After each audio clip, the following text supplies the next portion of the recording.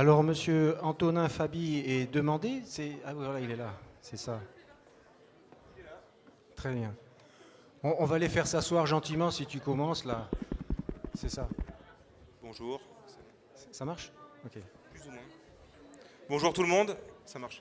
Conférence La Terre et la régulation de l'hygrométrie. Mais c'est très technique, c'est ça alors? C'est très technique là? Ah non, très bien. Ouais, très bien. Avec plein de photos, plein d'images, ça va passer alors. Enfin, je sais pas si ça va passer, mais il y aura des photos et des images en tout cas. Alors, j'attends que les retardataires au fond de la salle s'assoient. Maintenant, je commence. Ouais. Deux comme ça. On entend bien, super. Donc bonjour tout le monde. Tout d'abord, merci pour l'invitation à cette conférence. Donc, il y aura un petit peu d'érudite peut-être avec la présentation précédente. Donc je vais essayer d'aller assez vite sur l'érudite pour ne pas vous dire toujours les mêmes choses. Et tout d'abord, je vais un petit peu tricher, parce que à la base, on m'a demandé de parler de l'hygrométrie.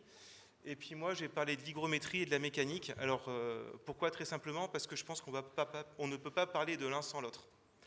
Parce que forcément, la Terre est l'eau, donc ça veut dire que quand on fait venir de l'eau dans de la Terre, on vient également changer son comportement mécanique, et optimiser l'un sans optimiser l'autre, ça n'a pas de sens. Donc voilà, donc donc j'ai présenté les deux, donc je vais bien entendu beaucoup plus parler d'hygrométrie, d'hygrothermie que d'hydromécanique. Mais voilà, et après, bon, si j'ai un peu le temps, j'ai prévu un petit bonus sur la fin, mais je pense que j'aurai pas le temps, donc je vais pas en parler, on verra. Donc tout d'abord, je vais présenter d'où je viens. Donc je viens de l'ENTPE. Donc l'ENTPE, c'est à Lyon. Vous voyez comme c'est beau. Et donc l'ENTPE, c'est quoi? C'est une école d'ingénieurs. Donc qui est en 53. Et la particularité, c'est pas une école du ministère de l'Enseignement supérieur et de la Recherche. C'est une école du ministère de la Transition écologique et solidaire. Donc on a plusieurs thématiques phares qui sont marquées ici: bâtiments, travaux publics, transport, environnement, politique urbaine, etc. Et une autre particularité de notre école, donc on est de taille moyenne, on a à peu près 200 à 250 élèves par promo, mais surtout c'est que la moitié est fonctionnaire. Donc on est une école avec pour moitié des élèves fonctionnaires, donc des élèves qui vont aller après dans les DRIR, les DREAL, les CEREMA, etc. Et une partie d'élèves civils qui par contre va rentrer dans les entreprises privées comme conducteur de travaux, comme en bureau d'études, etc. Au niveau de la Terre, donc le NTPE, on travaille sur la Terre depuis assez longtemps. Donc ça a commencé en 82 avec Myriam Olivier à l'époque et le village de l'île d'Abo en fait. Et donc aujourd'hui, donc nos activités, donc on travaille sur quand même un assez large spectre du comportement de la Terre, donc ça va mécanique, thermique, hygrothermique, acoustique, sismique, et on participe à des comités nationaux, internationaux, à des guides de recommandation, aux écritures des guides de recommandation, des normes, etc., qui a pu avoir sur la Terre. Et voici globalement l'équipe qu'on a aujourd'hui. Donc on est une équipe quand même où donc tous les gens listés ici ne sont pas forcément à temps plein sur la Terre, mais quand même on a un assez large spectre de chercheurs qui travaillent actuellement sur la Terre. Et puis donc le technicien référent Stéphane Cointet. Donc généralement c'est quand on a besoin de faire des essais, des prestations, des choses comme ça, il faut envoyer Stéphane Cointet, qui est le technicien référent, c'est le contact en fait prioritaire. Et on a un certain nombre de thèses également qui sont en cours. Voilà, donc bon là c'est sûr que je suis face à des spécialistes de la Terre, donc vous savez tous très bien pourquoi est-ce qu'on veut construire en Terre. On veut construire en Terre déjà parce que c'est beau. Je veux dire, là, il y a quelques images de construction en Terre, dont certaines que vous connaissez. Et voilà, petite mention pour celle du haut, là, qui est en train d'être finalisée. Donc c'est un bâtiment, le bâtiment idéal à Confluence à Lyon, donc qui a été conçu par Nicolas Meunier en pisé préfabriqué. Vous voyez que c'est quand même une structure, enfin c'est un bâtiment que je trouve totalement magnifique. Voilà, avec des belles arches comme ça en pisé. Donc c'est vraiment donc vraiment des choses magnifiques en termes, et vous le savez bien entendu, sûrement plus que moi d'ailleurs. Également, c'est un matériau qui est écologique. Et aussi, on a des données comme quoi ça serait un matériau qui thermiquement se comporte très bien. Là, par exemple, une étude qui a été faite, donc c'est au Chili en fait, où on voit là ici, il y a une maison. Ce qui est en bleu ici, c'est du pisé. Ce qui est en rouge ici, c'est de l'adobe. Et après, on a d'autres. Donc, ce qui est en vert ici, c'est les conditions extérieures. Et on voit finalement, donc là c'est dans une période hivernale au Chili, on voit un bon tampon finalement thermique qui peut, sur les maisons empisées, et en période estivale également, donc quelque chose qui est assez bien tamponné. Donc voilà, donc ça c'est ce qu'on mesure, c'est pas ce qu'on calcule. Donc il y a quand même une tendance à avoir finalement des bonnes caractéristiques thermiques ressenties, enfin mesurées à l'intérieur. Mais le pisé et la Terre de manière générale, c'est pas que ça. Quand on parle aux gens de la Terre, les gens ils pensent à ça. Donc, et ça reste un véritable problème. Et pour dire qu'ils pensent à ça, par exemple, quelque chose qui était assez visuel, hein, c'était lors de l'effondrement de la citadelle de Bam en Iran, sur BBC, quand même, qui n'est pas n'importe quelle chaîne, ils commençaient à dire allez, on veut plus de boue, quoi. On veut plus construire avec ces choses-là. Ça veut dire la Terre est forcément incriminée. Bon, il y a quand même eu un tremblement de terre, c'est pas rien, quoi. Et donc par rapport à ça, la question de se dire est-ce que la Terre c'est le problème? C'est bizarre parce que quand le pont de Gênes il s'écroule, on ne dit pas que le béton précontraint, que l'acier c'est des problèmes. Lorsque l'aérogare de E elle s'écroule, on ne dit pas que c'est un problème également du matériau. Quand la Terre s'écroule, on dit que c'est un problème de la Terre. Donc c'est toujours assez particulier. Et moi ce que j'ai envie de dire, c'est que non, bien entendu, c'est pas la Terre le problème. Tout le monde ici est convaincu. Sinon on ne serait pas là. Mais donc d'où vient le problème? Pourquoi est-ce qu'on a du mal à appréhender ce matériau? En fait, c'est parce que, comme tout matériau, la Terre est un matériau qui est durable, on l'a déjà vu, hein.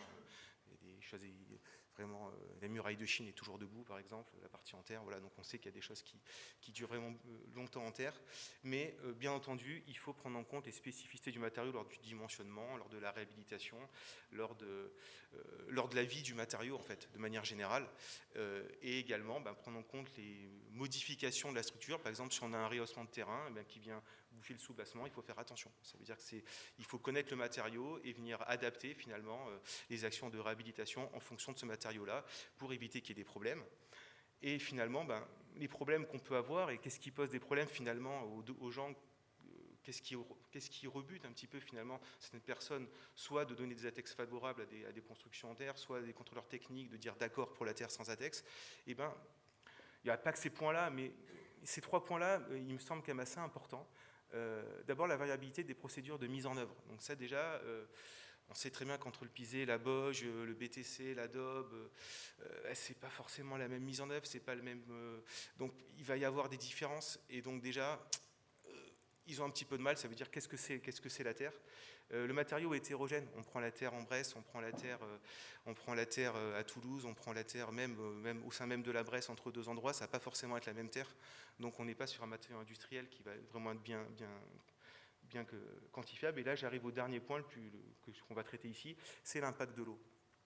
Globalement, on prend un béton qui est saturé en eau, on prend un béton qui est sec, on va l'écraser, il va plus ou moins se comporter pareil, quoi, quelque chose près. On prend de la terre qui est totalement humide, de la terre qui est sèche, elle ne va pas se comporter pareil. Donc ça, c'est un point relativement important, et donc c'est ce qu'on va voir ici. Et cet impact de l'eau, en fait, j'ai envie de dire, il est important à la fois pour le côté mécanique, donc j'ai fait l'accroche sur le côté mécanique parce que c'est ce qui est le plus visuel, mais il est également sur le côté thermique. Et donc c'est vrai qu'on peut faire des simulations avec Pléiades, avec plein de choses en mettant de la terre, mais si la terre on ne prend pas en compte le fait qu'elle a de l'eau et qu'elle est hygroscopique et qu'elle est hygrothermique, donc on peut remplacer la terre par du béton avec le même lambda et le même procès, ça passera pareil, quoi. Donc, et on ne prend pas en compte la spécificité du matériau. Et finalement, c'est là où il faut réussir à faire évoluer finalement notre manière de prendre en compte les choses pour faire véritablement appréhender ce matériau à sa juste valeur, quoi. Et donc je vais commencer par le comportement thermique et hygrothermique, donc qui va être la partie majeure de ma présentation. Et tout d'abord, on va définir ensemble ce que je vais appeler un matériau hygroscopique. Alors pourquoi je dis ce que je vais appeler? Parce que je pense qu'on vous demande à tous qu'un matériau hygroscopique, il n'y aura peut-être pas autant de définitions que de personnes dans la salle, mais il y en aura au moins 4-5 qui vont sortir de définition. Et donc je vais vous dire la mienne, vous avez le droit de ne pas être d'accord, mais c'est celle que je vais utiliser. Voilà. Et donc pour moi, c'est quoi un matériau hygroscopique? C'est un matériau qui peut réguler passivement l'hygrométrie intérieure d'un bâtiment. Voilà. Donc je trouve que du coup je fais une définition pas matériau, mais je fais une définition sur l'objectif final, ça veut dire sur la performance que peut avoir derrière le matériau. Et quand je dis ça, je dis 2 choses. Donc la première chose que je vais dire, c'est que c'est un matériau qui est perméable à la vapeur. Alors perméable, pourquoi? Ça veut dire que pour réguler passivement l'hygrométrie intérieure, il faut que l'air intérieur il puisse rentrer dans le matériau et puisse en ressortir. Parce que si l'air ne rentre pas dans le matériau ne pourra jamais rien réguler. Et donc la perméabilité, c'est estimé, donc là c'est des choses que vous avez sûrement déjà beaucoup vues, hein, soit avec le coefficient mu, hein, qui est le coefficient de résistance à la vapeur, soit le coefficient SD, hein, qui est également utilisé, qui est mu fois D. Donc mu, en fait, il se définit comme un ratio de coefficient de diffusion, en fait, hein, c'est le coefficient de diffusion de la vapeur dans l'air, donc comment la vapeur irait dans l'air. Et dans le matériau, elle va aller un peu moins vite parce qu'il y a le matériau et on fait le ratio entre les deux. Donc plus mu est grand, plus le matériau va stopper la migration de la vapeur. Bien entendu, quand mu est égal à 1, c'est le cas favorable, c'est comme si le matériau n'était pas là. Alors SD, j'aime pas trop utiliser SD parce que c'est pour avoir une épaisseur équivalente de couche d'air. Cependant, ça marche que quand on est en régime stationnaire en fait, et donc permanent stationnaire. Et donc finalement, je trouve que ça a peu de raisons lorsqu'on parle finalement de systèmes qui sont quasiment jamais à l'équilibre. Voici quelques valeurs de mu qu'on peut avoir, hein, pour vous donner. Donc, sur les bétons, on va être entre 50 et 200 en fonction des densités de béton, etc. Et donc on voit donc sur la Terre, on est généralement entre 5 et 15 de valeurs de mu. C'est les valeurs qu'on trouve habituellement. Voilà, ici on voit sur les bétons biosourcés, généralement, c'est ce qu'a dit Florence tout à l'heure, on est généralement un petit peu plus faible en mu que sur la Terre, mais on reste quand même dans des valeurs qui sont proches. Donc la grande question, là, c'est comment mesurer ce paramètre. Parce que ça, c'est une vraie question. Donc là, donc j'ai mis une équation, mais je vais vous l'expliquer. Donc là, en fait, G, c'est... alors déjà, c'est TCLA qui est utilisé pour mesurer généralement la vitesse à laquelle la vapeur peut traverser un échantillon. Donc on va mettre un échantillon ici, on va le mettre à une certaine humidité relative dans une coupelle. Donc la coupelle, il y a une coupelle ici, qui va être une certaine humidité relative. On met un échantillon par-dessus et on va mettre cet ensemble-là dans un autre ensemble qui a une autre humidité relative. Du coup, on va avoir une différence d'humidité relative entre ici et ici. D'accord ? Donc du coup, si c'est plus sec ici que là, qu'est-ce qui va se passer ? L'eau qui est ici, elle va s'évaporer, elle va passer dans l'échantillon, elle va sortir. Okay ? Donc plus l'évaporation est rapide, plus, parce que le matériau il sert de bouchon, finalement de bouchon perméant, donc plus le matériau est perméant, plus l'évaporation va se passer vite. Et donc cette vitesse d'évaporation, c'est le G qui est ici. Après le D, c'est l'épaisseur de notre échantillon, A c'est sa section, PV moins PV clim, donc c'est les pressions de vapeur mais qui sont reliées à l'humidité relative, en fait, donc c'est les différences, on va dire, pour faire simple, des humidités relatives. Et ici, en fait, c'est un terme correctif qui est dû à la diffusion de la vapeur dans la coupelle avant d'arriver dans l'échantillon. Le problème, c'est que si on fait ça sur des matériaux d'épaisseur différente, on trouve des résultats différents. Donc c'est quand même ballot, quoi. Parce qu'à la base, on est censé avoir un paramètre matériau, on n'est pas censé avoir un paramètre structurel, donc un paramètre qui va dépendre de l'épaisseur. Et en fait, ce qu'on se rend compte, c'est qu'il y a des résistances de surface, en fait, dans le matériau. Et donc, il faut prendre en compte ces résistances de surface. Donc là, c'est un moyen de les prendre en compte. Et quand on les prend en compte, forcément, on arrive, du coup, cette fois-ci, à une valeur qui est constante, hein, quelle que soit l'épaisseur, mais surtout qui est très différente. Et donc par rapport à ça, ce qui est assez intéressant, c'est ce qu'on a fait. On a fait un essai, donc on a pris, donc c'est dans le cadre du comité technique de l'ARILEM sur la Terre. Donc on a fait un essai où on a pris donc finalement une seule formulation, donc c'est un enduit-terre. Non, c'est des briques de terre compactées, excusez-moi. On a pris donc un seul type de brique de terre compactée avec une densité bien donnée. Et on a pris donc 4 cm d'épaisseur, 3 cm d'épaisseur, 2 cm d'épaisseur. Et on les a testés dans 3 types d'enceintes climatiques différentes. D'accord ? Pour fixer l'humidité, on a mis 3 méthodes différentes pour fixer l'humidité. Donc avec plus ou moins ventilé, etc. Et on a vu déjà que suivant, donc ça veut dire l'enceinte 2, par exemple, c'est la rouge, l'enceinte 1, c'est la bleue, et l'enceinte 3, c'est la verte. On voit que suivant l'enceinte dans laquelle on met l'échantillon, on a des résultats très différents, et suivant l'épaisseur également, on a des résultats très différents. Maintenant, si on prend en compte les phénomènes de résistance de surface, on voit qu'on arrive à des résultats qui sont assez consistants, quelle que soit l'épaisseur et quel que soit le type d'enceinte. Ceci dit, on a quand même des variations, donc ça reste un essai qui est assez variable, qui peut donner assez variable, mais quand même on a des choses qui deviennent assez cohérentes et qui sont surtout très différentes des résultats qu'on aurait eu là. Par exemple, quelqu'un qui testerait que cet échantillon-là, il aurait un coefficient de résistance à la valeur de 18, alors qu'en fait la réalité on est plutôt aux alentours de 7. Et c'est quelque chose qui est totalement différent. Et donc après, quand on ferait des simulations, des choses comme ça, des prédictions, on serait complètement dans les choux. Donc la deuxième chose qu'il faut voir, en fait, c'est avoir un matériau qui a des bonnes capacités d'absorption. D'accord, d'absorption d'eau. Donc ça veut dire quoi l'absorption d'eau ? Ça veut dire, d'accord, l'air il rentre dans le matériau. d'accord, ça c'est sûr. Mais s'il ressort sans avoir rien fait, il ne s'est rien passé, quoi. Donc il faut qu'il rentre dans le matériau et qu'il interagisse avec le matériau. C'est-à-dire que si l'air est trop humide, il faut que le matériau soit capable de récupérer ce surplus d'humidité qu'il y a dans l'air. Et si le matériau est trop sec, il faut que le matériau soit capable de redonner finalement de l'humidité à l'air. Et donc ça, c'est ce qu'on appelle l'adsorption, les isothermes d'adsorption et désorption qui quantifient ça. Donc c'est ce qu'on voit ici. Donc je vous montre par exemple sur le béton de chanvre ici. Après ici, on a une brique de terre compactée, un enduit terre par comparaison. Donc là, en fait, on part d'un état sec et on vient saturer progressivement, donc on vient augmenter l'humidité relative de l'ambiance dans laquelle est l'échantillon, on attend l'équilibre. Et à chaque point d'équilibre, on vient peser l'échantillon, et ce qui nous permet d'avoir sa teneur en eau, ici, qui est définie comme le ratio entre la masse d'eau et la masse sèche. Et donc, on arrive, quand on compte en humidité, donc on a des valeurs, et après, quand on descend en humidité, on a d'autres valeurs, et la différence entre ça et ça, c'est ce qu'on appelle l'hystérésis. Donc on voit déjà si c'est un béton de chanvre, donc on voit ici sur la Terre, par contre l'hystérésis c'est déjà beaucoup plus limité. C'est assez général. Généralement sur la Terre non fibrée en tout cas, on a vraiment une hystérésis qui est quasiment négligeable. Voilà. Et donc là, quand on voit ça, et ben on se dit, la Terre c'est nul à côté du béton de chanvre.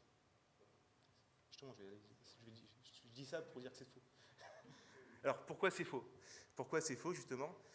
Alors, deuxième équation. Après, il y en aura une troisième. Mais, donc, pourquoi? Pour bien comprendre pourquoi c'est faux d'utiliser ça pour comparer, il faut se baser sur deux. Ah oui, c'est mieux là. Eh ouais. Fallait me le dire avant.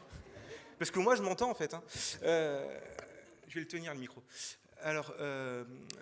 Pourquoi c'est faux de comparer finalement les courbes de sorption-désorption en pourcent? Enfin, c'est pas faux, mais pourquoi ça donne une information qui est somme toute pas super intéressante? Parce que là, c'est l'équation de conservation de la masse d'eau totale. Donc globalement, ici, c'est en isotherme. Donc là, ici, c'est ma masse d'eau, ma variation de masse d'eau. Et ici, c'est les flux en fait, d'eau sortant, donc soit de vapeur, soit d'eau liquide. D'accord. Globalement, forcément, donc, globalement, la variation de masse d'eau, c'est égal le flux d'eau qui sort, moins le flux d'eau qui rentre. Hein, ça paraît logique. Mais là-dedans, donc il y a le W qui est ici. Mais quand on voit, si on regarde plus en détail, déjà il y a un premier truc qu'il faut voir. Donc c'est que je voulais dire par rapport à ça, c'est que là-dedans, on va avoir du ρD, donc qui est la masse volumique apparente sèche, donc qui est définie comme la masse sèche sur le volume, et la teneur en eau W, donc qui est la masse actuelle moins la masse sèche, donc la masse d'eau, divisée par la masse sèche. On voit ici que la masse sèche intervient plein de fois différentes. Sauf qu'il faut faire attention que les manières de mesurer la masse sèche ici et la masse sèche ici soient la même, quoi. Ça veut dire que si pour mesurer la masse sèche ici, on sèche à 105 degrés, et pour mesurer la masse sèche ici, on fait une mesure au DVS par exemple, et on fait juste un flux d'air sec à 23 degrés, les masses sèches ici, elles sont pas consistantes, et donc quand on fait la multiplication ici, ça ne marche pas. Voilà, donc il faut vraiment déjà être bien consistant sur nos manières de mesurer nos masses sèches. Alors une fois qu'on a fait ça, on voit que finalement, ce qui est important, c'est pas dans l'équation ici, c'est pas W, mais c'est ρD fois W. Et maintenant, si je fais ρD fois W, vous voyez, ça change.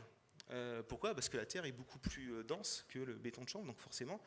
Et là, vous voyez que la brique de terre compactée, le béton de chanvre, bon, on est à peu près dans les mêmes eaux.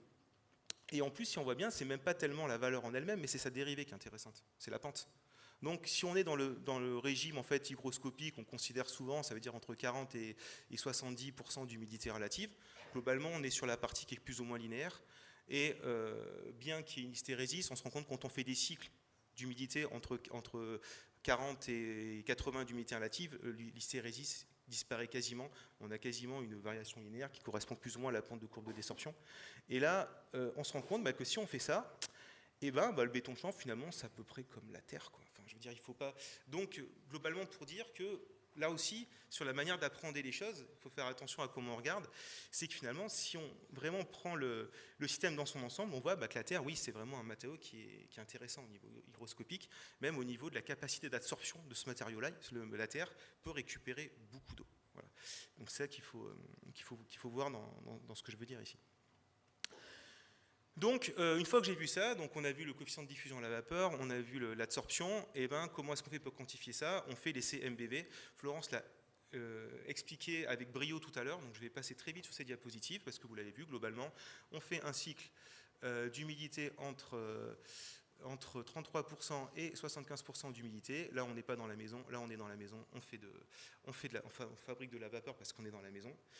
Et globalement, on a notre cycle d'humidité et on calcule notre MBV. Et comme l'a vu Florence tout à l'heure, on peut classer comme ça les matériaux avec globalement, généralement, donc la terre qui est entre bon et excellent, la terre crue, suivant le type de fabrication en terre qu'on peut faire, etc. Voilà. Et donc, ce qui est intéressant par rapport au MBV, c'est de voir finalement quelle va être l'épaisseur active de notre matériau par rapport à ça. Ça veut dire que si on a un cycle journalier, finalement, quelle épaisseur je dois avoir de matériau pour qu'il puisse mobiliser tout son potentiel hygroscopique. Est-ce que finalement, quand on a un mur de 50 cm d'épaisseur et qu'on a un cycle journalier d'humidité, est-ce que les 50 cm du mur vont participer à l'effort hygroscopique ou est-ce qu'il n'y a qu'une toute petite partie? Pour répondre à ça, ce qu'on a fait, on a fait des essais sur des échantillons à différentes épaisseurs, 1 cm, 2 cm, 4 cm, on a mesuré le MBV, on a trouvé la même chose. Donc finalement, le 1 cm, il suffit, quoi. Donc ça, c'est sur l'enduit terre. Après, si on fait sur d'autres matériaux, par exemple sur du béton de chanvre, on va plutôt être aux alentours de 3 cm, 3, 3,5, 4 des fois. Voilà. Mais on n'aura jamais, sur un cycle journalier, des épaisseurs actives qui sont énormes, quoi. Parce qu'en fait, le front de diffusion de vapeur et de ressortie, il reste quand même relativement limité. Pourquoi? C'est des matériaux qui captent énormément de vapeur, en fait. Ça s'absorbe énormément. Donc ça freine, en fait, la diffusion de la vapeur dans le matériau. Voilà, donc, et pour revenir à la modélisation du comportement, il y avait une question tout à l'heure, est-ce qu'on arrive à modéliser ça? Moi j'ai envie de vous dire oui, si on mesure bien les paramètres. Là, par exemple, ça c'est un exemple qu'on a fait. Donc on a fait des cycles MBV sur des matériaux, ça c'est sur des enduits terre, là, je crois, c'est sur des enduits terre encore également. On a fait 2 cycles MBV, donc un de 24 heures, donc 16 heures à 33% et 8 heures à 75%, et un autre où on était un cycle de 74 heures avec 24 heures à 80%, du coup il me semble, et du coup le reste, ça doit faire dans les 36... Enfin, le reste à 33%. Donc on a fait des cycles de 2 tailles différentes. Et on a fait 2 simulations. Une en utilisant la valeur de mu qui était donnée suivant scrupuleusement la norme qui est donnée, donc en ne prenant pas l'effet de résistance de surface, et une en prenant l'effet de résistance de surface ici.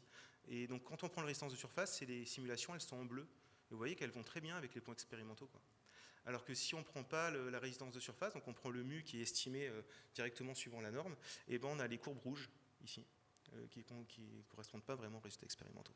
Voilà. Donc en effet, et donc ça on a fait d'autres choses également, donc sur du béton de chanvre au niveau hygrothermique aussi, sur la terre également. On se rend compte que finalement lorsqu'on mesure finalement bien correctement nos paramètres matériaux, on arrive à bien modéliser quand même le comportement hygroscopique du matériau. On va passer maintenant au comportement thermique, puisqu'on parle, donc je vais parler d'hygrothermie, donc il faut parler également. Il me reste 5 minutes. Bon, je vais aller vite là-dessus, parce que j'ai quand même envie de parler un peu de mécanique. Donc, globalement, pour vous dire sur l'hygrothermie, est-ce qu'il y a un effet hygrothermique?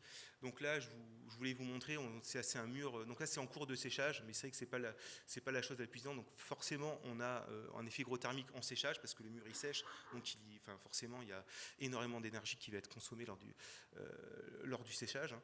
Donc, voilà, donc là, le but de ça, c'était vous montrer finalement que si on fait une modélisation purement thermique, qui est celle-là, on est complètement dans les choux. Alors que si on rajoute l'effet hygrothermique avec ici les phénomènes de changement de phase, donc l'enthalpie de désorption ici, le delta HV, on arrive à reproduire beaucoup mieux finalement ce qui se passe. Et donc, malheureusement, on n'a pas encore fait d'essais de ce type-là dans le domaine hygroscopique sur la Terre, donc c'est en cours actuellement parce la Terre, il faut le temps que le mur il sèche totalement pour être dans le domaine hygroscopique pour après faire les cycles. Donc c'est des essais forcément qui durent 5-6 ans. Donc là, il y a un essai qui est actuellement en cours. Je l'ai fait que sur du béton de chanvre, donc je ne vous l'ai pas montré ici. Voilà. Et après, donc la question que vous posez tous, c'est quoi l'impact sur le comportement thermique du bâtiment ?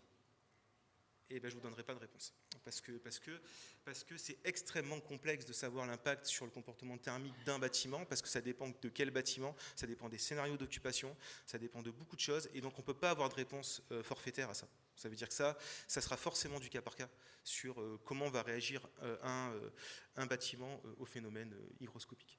Donc ce que je voulais vous dire, c'était par rapport à ça, donc on a vu qu'on mettait de l'eau dans le matériau, etc. Mais ça a aussi un impact sur la mécanique. Donc ça, tout le monde le sait, lorsqu'on augmente la teneur en eau dans la terre, sa résistance mécanique chute, et lorsqu'on va sur des teneurs en eau trop importantes, il y a effondrement. Ça, tout le monde le sait, c'est très bien connu, c'est l'effondrement au remouillage, c'est très connu en géotechnique depuis très longtemps, ça, il n'y a pas de problème. Moi, ce qui m'intéresse plutôt, c'est ce qui se passe là. Ça veut dire lorsqu'on est dans des gammes de teneur en eau en service. Donc ça veut dire des gammes de teneur en eau, le mur forcément en service il va avoir des variations d'humidité, et donc il va changer de teneur en eau. Et donc qu'est-ce qui se passe? Et donc pour ça on a fait une étude, donc je vous passe, donc on a monté une cellule triaxiale à hygrométrie température contrôlée, donc c'est sur des relativement petits échantillons, donc on est plutôt à l'échelle de la brique de terre compactée là. Et on a pu voir finalement que lorsque l'humidité relative d'équilibre augmentait, et la résistance mécanique chutait également. Donc même dans le domaine hygroscopique, donc en fonctionnement, on a une variation du comportement mécanique en fonction des variations d'humidité de l'air. Donc voilà, donc là c'était pour montrer également au cisaillement, donc on a une cohésion en fait qui est globalement divisée par 2 lorsque l'humidité relative d'équilibre passe de, on va dire 27% à 97%, alors qu'on a une très faible variation de teneur en eau là. Je veux dire dans ces cas-là, on passe de 1,5 à 2% de teneur en eau dans ces cas-là.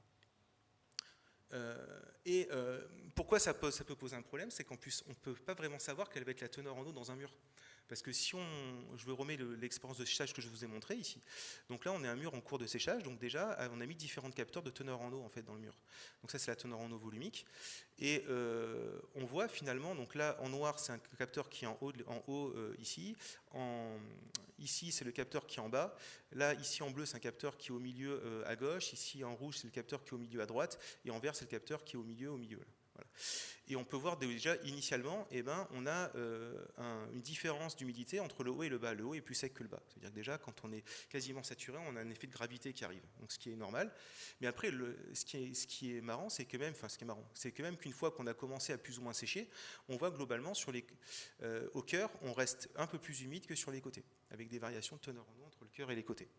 Ajouté à ça, on peut voir que la perméabilité du matériau, elle dépend de manière assez importante de la densité du matériau. Et quand on fabrique un mur en pisé, on a du mal à avoir une densité totalement homogène sur tout le mur. On a fait un essai, par exemple ce mur, après on l'a cassé, et on a mesuré la densité des différentes parties, et on a vu qu'on a quand même une sorte de répartition de densité, mais on peut aller de 1,3 jusqu'à 1,9 de densité. Donc, je me suis trompé, densité, il n'y a pas de... voilà. Donc finalement, il se pose la question qu'on ne sait pas véritablement à quel état hydrique va être le mur. Et là, ce qui pose une vraie question, ça veut dire sous quelles conditions hydriques on doit tester la Terre. Et je pense que ça, c'est une question qui est relativement importante, et je pense que la réponse ne peut pas être unique. Ça veut dire peut-être qu'il faut considérer finalement dans quel lieu on est, quelle va être l'humidité relative d'équilibre moyen sur l'année par rapport à tel ou tel lieu où on est, pour bien dimensionner le mur. En effet, si on sèche la Terre à 105 degrés et qu'on la teste, elle va bien résister, parce que ça sera réaliste. Maintenant, si on la teste des fois en ambiance de laboratoire, alors qu'il a plu et que l'échantillon est trop petit, que l'échantillon va être gorgé d'eau, ça va marcher non plus. Quand on teste des gros blocs, qu'on n'attend pas qu'ils sèchent, qu'on vient les tester, on va avoir des résistances qui vont être pas bonnes, alors qu'on a l'impression qu'il est sec, mais en fait il ne sera pas sec. Et donc on va avoir des résistances qui seront trop faibles. Et donc c'est vrai que ça, c'est un véritable problème, parce que comment gérer finalement ce séchage d'échantillons avant l'essai, sachant que le séchage est extrêmement long. Donc, et des fois, qui ai déjà participé à des prestations de services pour différentes entreprises, ils donnent les échantillons le lundi, ils veulent le résultat le mercredi. Ouais, mais sauf qu'entre-temps, on a fabriqué le lundi, on ne va pas avoir le résultat le mercredi. Parce qu'il faut réussir à faire sécher, etc., l'échantillon, le faire sécher de manière correcte. Et donc, il ne faut pas qu'il y ait de gradient hydrique au sein du matériau pour avoir, de différence d'humidité au sein du matériau. Et donc ça, c'est vraiment des difficultés. Donc, du coup, je ne vais pas faire mon bonus. Donc j'ai bien fait de ne pas en parler. Et donc, pour finir, je vais finir par deux slides. Une pour montrer finalement qu'on est sur un matériau qui scientifiquement est extrêmement intéressant. Voilà. Donc c'est extrêmement intéressant en effet d'un point de vue pour les architectes, pour les maçons, mais pour les chercheurs, c'est également extrêmement intéressant parce qu'on a plein de couplages de partout dans tous les sens et c'est vraiment, voilà, c'est un champ énorme au niveau recherche et développement et on arrive à prendre voilà, énormément de plaisir, on peut dire même, à travailler sur ce matériau-là. Et c'est pour ça, c'est pas un hasard, s'il y a de plus en plus de laboratoires qui travaillent sur la Terre aujourd'hui. C'est qu'on est vraiment sur un matériau qui est intéressant. Et même pour un géotechnicien, c'est super intéressant de travailler sur la Terre parce que c'est vraiment la seule fois où on voit que la mécanique des sols non saturés sert à quelque chose. Mais bon, ça c'est un autre problème. Voilà, et voilà, j'ai envie de finir là-dessus, donc faire un peu de pub sur le comité technique de la RILEM qu'on a mis en place sur la Terre. On a assez peu de praticiens dans ce comité technique, donc s'il y en a qui sont volontaires, alors c'est en anglais, c'est vrai, mais s'il y en a qui ont envie de venir, architectes, maçons, bureau d'études, vous êtes les bienvenus. Bon, il faut cotiser à la RILEM, c'est sûr, pour venir, mais même si vous ne voulez pas cotiser, on peut toujours vous faire venir, au moins pour assister aux réunions de manière informelle. Et c'est vrai que votre participation à ce comité technique serait vraiment intéressant, à celui-là et ceux qui suivront également, parce qu'on ne va pas s'arrêter là. Et voilà, donc là on avance, là on est en train de finaliser un livre de l'état de l'art sur les connaissances scientifiques sur la Terre. Donc j'espère qu'il sortira bientôt. Il reste encore quelques chapitres à finaliser. Voilà. Mais donc dès qu'il sera disponible, je ferai un peu de pub dessus, quoi. Et voilà, merci pour votre attention. Merci Antonin.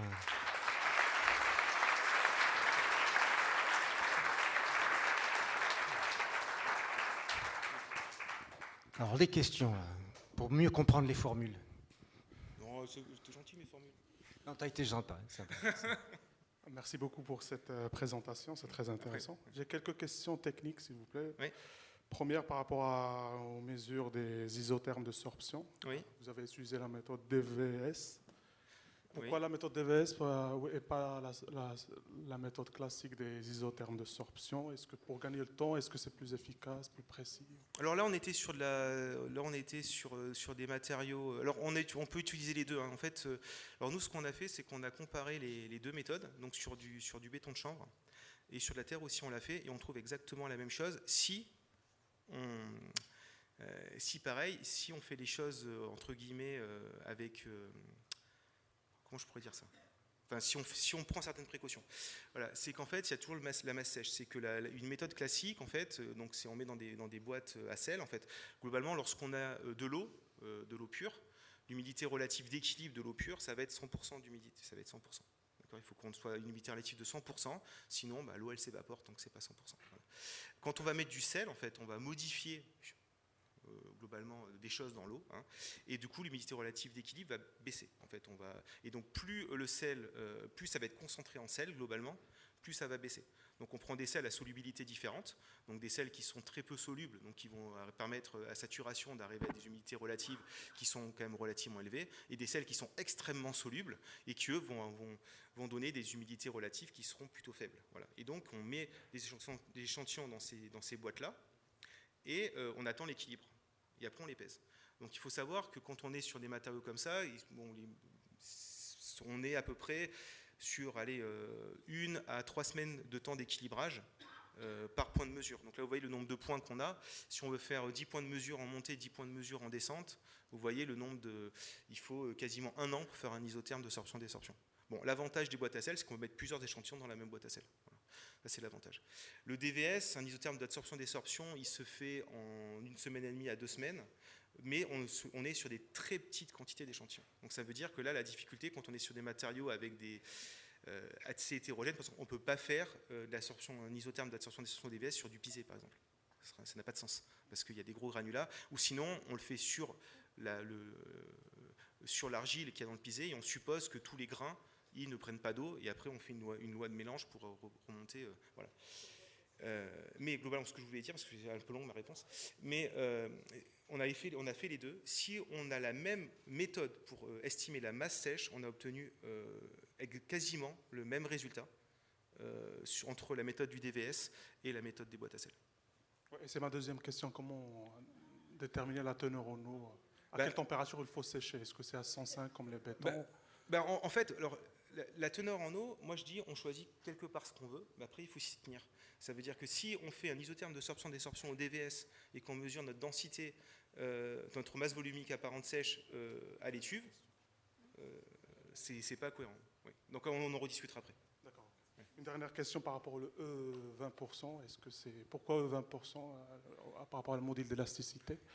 Parce que je voulais pas envie de tous les mettre. En fait, on a fait le E20%, on a fait le E. En fait, c'était pour voir l'endommagement du matériau. Donc, on a fait les modules Young. Pour avoir le module Young, c'est un module élastique, donc il faut faire un cycle de charge-décharge. Ouais. Voilà. Donc, on a fait un cycle de charge-décharge à 20% de la charge maximale, à 40%, 60%, 80%. Et avec l'évolution, on a vu l'endommagement, mais je ne l'ai pas montré ici. J'ai d'autres questions. Mais... Voilà, on en parlera. Non, mais vous pourrez continuer après, il n'y a pas de problème. Vous verrez entre vous, parce que là, on perd la salle. Andreas, il y a des j'étais un peu questions. long dans mes réponses, excusez-moi. Je vais être plus court, plus succinct. Non, mais tout en haut, il y a une question, il veut le micro. Ah, et Alain, vas-y. Voilà, Alain, il veut le poser depuis longtemps, la question. Alors moi, j'ai deux questions, si je n'ai pas oublié la deuxième. La première, c'est à un moment, tu as causé d'un milieu à 100% d'humidité qui produit 1 ou 2% d'humidité dans le matériau. C'est à peu près ça? Ou j'ai mal compris? Non, c'est pas ça. J'ai pas dû dire. Enfin, non, ce que j'ai dit, c'est qu'il faut faire la différence entre les pourcentages d'humidité relative dans l'air et les pourcentages de teneur en eau dans le matériau. D'accord, voilà. ok. Ça veut dire que finalement, lorsqu'on passe d'une humidité relative de l'air de 30% à 80%, en fait, la teneur en eau, elle varie de 2% à, enfin, de 1,5% à 2%. Donc, en fait, il faut bien voir, c'est que quand on est à 80% d'humidité relative, on voit le matériau, il est sec. On se met à 20%, on le regarde, c'est le même, quoi. Enfin, on n'arrive pas à voir la différence à l'œil nu, quoi. Alors que quand il est humide, il devient plus foncé, enfin, on voit la différence. Il n'y a pas d'eau liquide, en fait. Enfin, très peu d'eau liquide, en tout cas. Et justement, sur cette question de l'eau qui est contenue dans la terre. Oui. Donc, nous, à Toulouse, on a beaucoup de maisons en terre qui sont juste posées sur la terre, donc qui remontent d'humidité à fond la caisse. J'ai été très surpris que, on va dire, on s'effondre entre 10 et 15%, et que le secteur sur lequel tu travailles, c'est entre 0 et 5%. Parce que moi, j'ai l'impression que les murs en terre qui sont mouillés jusqu'à 1,50 m de hauteur, si tu veux, de remontée capillaire, ils sont, je sais pas, j'ai l'impression à 10, 15, 20% d'eau là-dedans. Donc, tu me dis non.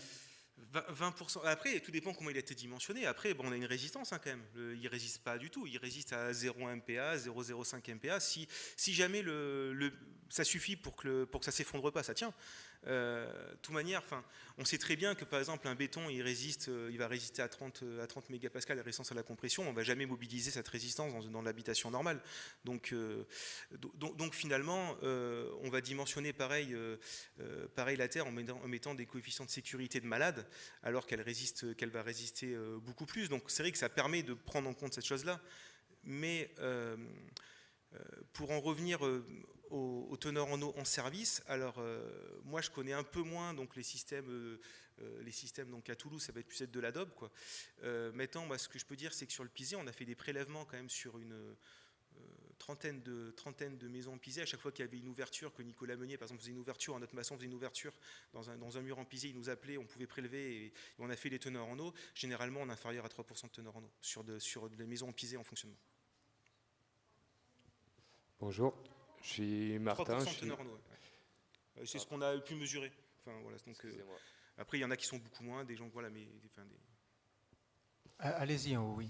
Bonjour, je m'appelle Martin, je suis maçon et j'avais une petite question sur la science, c'est savoir pourquoi un laboratoire c'était toujours fait sur un socle béton et savoir si c'était différent sur un habitat avec un socle pierre ou à même la terre. Je pourrais répéter le début. Par rapport aux résultats en fait d'hygrométrie, oui. Est-ce que le béton en fait en support ne joue pas une différence par rapport à un support réel, on va dire? Le support en béton, dans les, j'ai pas de dans votre laboratoire. De quel support en béton vous parlez en fait exactement? Toutes vos matrices là, elles sont sur des supports, non? Non. Votre socle en fait. En fait, nous on n'a pas testé. Alors, vous parlez du sous-bassement. Oui, le sous-bassement. Ouais. Ah, d'accord. Nous, en fait, voilà. Nous, là, ce que j'ai présenté là, ici, c'est à l'échelle purement matériaux. Donc là, on n'a pas d'effet de sous-bassement avec. Après, en effet, là, on revient avec la remarque d'Alain. C'est ce qui est vrai. Et ce qui va se produire dans la réalité, c'est que la maison, c'est en fait un sous-bassement et c'est un mur. Et ce soubassement, eh ben, il va avoir forcément un impact déjà sur les remontées capillaires, sur le transfert d'humidité qu'il peut y avoir, par la pluie, par les choses comme ça, sur des phénomènes de gel-dégel qui peuvent se produire également du soubassement. Si le soubassement il est soumis ou pas au gel-dégel. Donc il y a plein de choses comme ça qui peuvent se produire. Mais après, là, c'est un effet un peu plus structure. Donc c'est vrai qu'on commence à travailler là-dessus au laboratoire. Mais voilà, je ne voulais pas orienter ma présentation là-dessus, j'ai voulu préférer rester sur le matériau. Mais c'est vrai que vous avez tout à fait raison, le support va jouer un rôle, ça c'est évident. On va être indulgent de toute façon avec les chercheurs, parce que ça fait depuis 50 ans que vous étudiez le matériau, et les bâtisseuses et les bâtisseurs, c'est 10 000 ans, donc on va leur laisser un peu de temps quand même. Il y a d'autres questions, oui? Moi, j'avais une question pour l'application de ces recherches dans l'habitat, habitat en terre. On nous dit, enfin, on imagine, je ne sais pas, que ça peut avoir le fait qu'il y ait une sorption, enfin, qu'il y ait des échanges comme ça d'eau dans le mur, ça peut avoir des incidences sur la température intérieure. Est-ce que c'est vrai ou est-ce que ça n'a pas d'incidence? Est-ce que ça peut modifier la température ou pas? Alors, moi, ce que je peux vous dire, c'est que ça peut modifier forcément. Alors, je vais donner deux réponses. La première, c'est si dans le cas où on est dans la configuration qu'a dit Alain tout à l'heure, où des murs qui sont à 10% de teneur en eau, avec du coup le mur il s'évapore plein badin, parce que là, en effet, ça va avoir un impact, mais on va avoir une ambiance plutôt froide. Ça veut dire que ça va être un mur réfrigérant, globalement, mais en été comme en hiver. Voilà. Donc, c'est vrai qu'on peut avoir cet effet-là. Donc, ça va être des maisons où on va être super en été, un peu moins bien en hiver, quoi. Voilà, donc ça c'est vrai que là ça va forcément avoir un impact parce que là on est sur vraiment de l'évaporation, donc là on a un fort effet hygrothermique. Là, quoi. Maintenant sur l'effet vraiment dans le domaine hygroscopique, l'effet sur la température intérieure, je pense, ça dépend des calculs, mais généralement sur quelques calculs qui ont été faits, donc à l'INSA de Toulouse, il y a eu la thèse de Rudy Buis qui a porté là-dessus, sur l'impact que ça peut avoir. Bon, on voit que ça reste quand même assez limité, quand même, l'impact qu'il va avoir sur la température intérieure. Par contre, il peut y avoir un impact sur la température de surface, et donc sur le ressenti. Mais par contre, sur vraiment la température intérieure en elle-même, on ne va pas passer de 16 degrés à l'intérieur à 22 degrés, quoi, avec des murs en terre. Enfin, il ne faut pas rêver, quoi. Et en plus, de toute manière, l'hygrothermie, tout ce qui est pris d'un côté, c'est rendu de l'autre. Enfin, je veux dire, c'est un processus qui va être globalement réversible. Donc, à un moment donné, c'est que si on vient mouiller par adsorption, il va bien falloir à un moment donné venir faire de la désorption, quoi. Donc, si la désorption se fait quand on n'est pas là, il faut que ça se fasse au bon moment, quoi. Et donc, d'où vient les architectes qui doivent bien penser où mettre les systèmes hygrothermiques pour qu'ils fonctionnent correctement et pas à l'envers, quoi. Il y a une question tout en haut, mais je ne vous vois pas. Hein, donc, bonjour, Justin Metz, artisan. Du coup, tu as montré un mur où tu faisais des tests